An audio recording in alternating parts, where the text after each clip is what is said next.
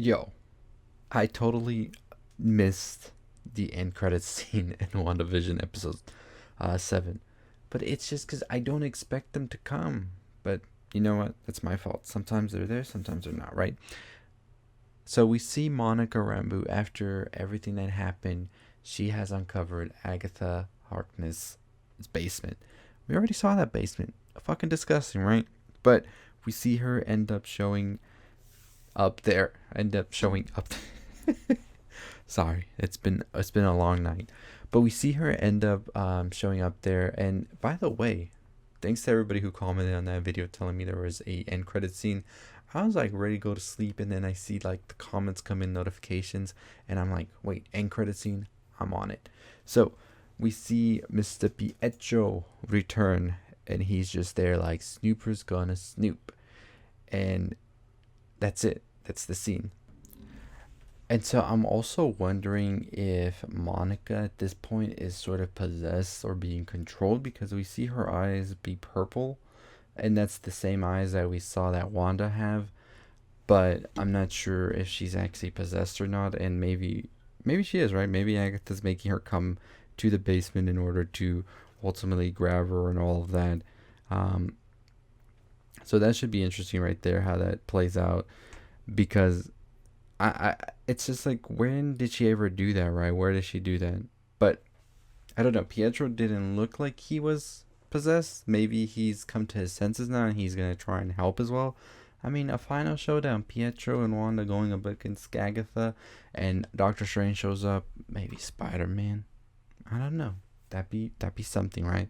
But we'll see what happens right there. As I said, it looks like she is possessed, but I don't know if that's just from her powers.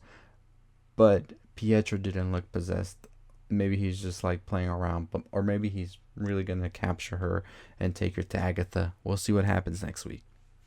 Now, one of the things that I'm gonna be thinking about and making a video on is this Pietro the real Pietro, like from that X-Men universe, or is this something that she has sort of like put together and made herself and no relationship to the X-Men? That's my big question right there. Because having Pietro from the X-Men universe makes me think that she is able to go into different multiverses, whatever you want to call it, and pull people out of it and pull them in. And that's one of my theories going into next week that I'll be talking about is that this is what's going to open up the gates for Spider-Man 3. So, end credit scene makes me believe that Pietro is his own person now, and we could definitely see him in the MCU. Because I think what I was thinking at first was this was just an apparition that maybe Agatha was making. And we've heard it before that anything that shows up in this realm already is part of this real world as well. So we're probably going to be seeing Pietro Quicksilver appear more and more in the MCU in the future, I think. So that should be interesting right there.